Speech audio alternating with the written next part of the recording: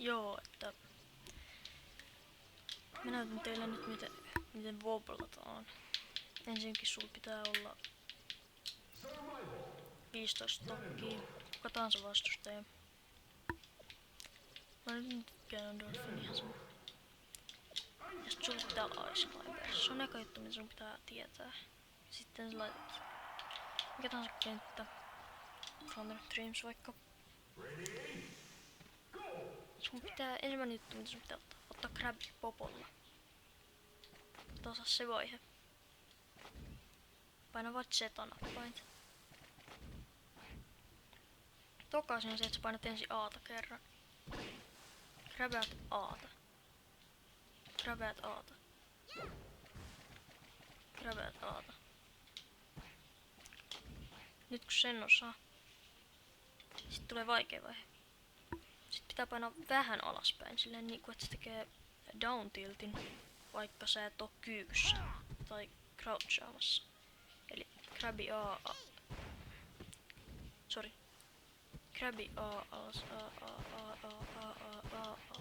Sit pitää ottaa tietty rytmi. Ensin Crabby A, sitten painat vähän alaspäin.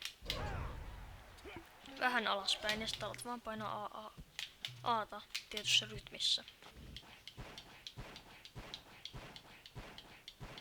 Sitten heitä alaspäin ja tee forward. Tää eteenpäin smash. Tolleen.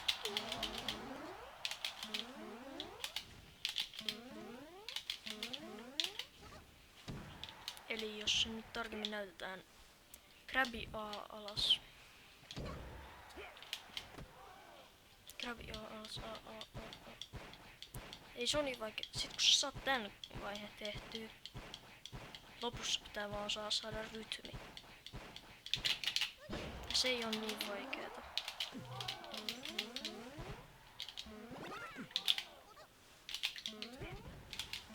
Parhaat tavat setappaa toi on Grabbää alaspäin heitto. Toi on mun lempisetappeja. Voit käyttää tollasta.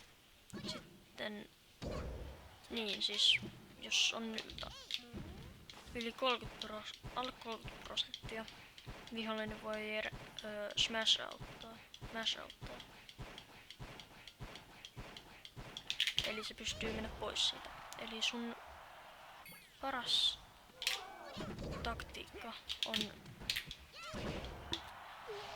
nyt kun sillä on 0%. Sun paras taktiikka on ottaa Crabby. Tehdä alaspäin heittoja toi, sitten tolleen. Eli mä kerron teille. Crabby A, alaspäin B, A. Sitten ton short hopin. Eli grabbaat alaspäin heitto. Just kun se on heittänyt alas, teet pienen hyppyn, short hopin. Ja siitä.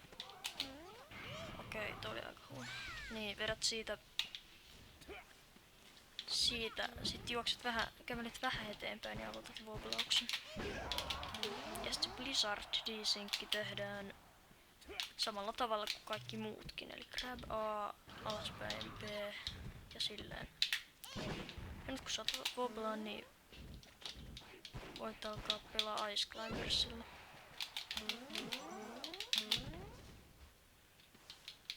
No niin kuin ne Ice Climbersin tärkeimmät jutut. Mutta joo, se oli sitten tässä, jos ei muuta. Toivottavasti opitte wobblaamaan.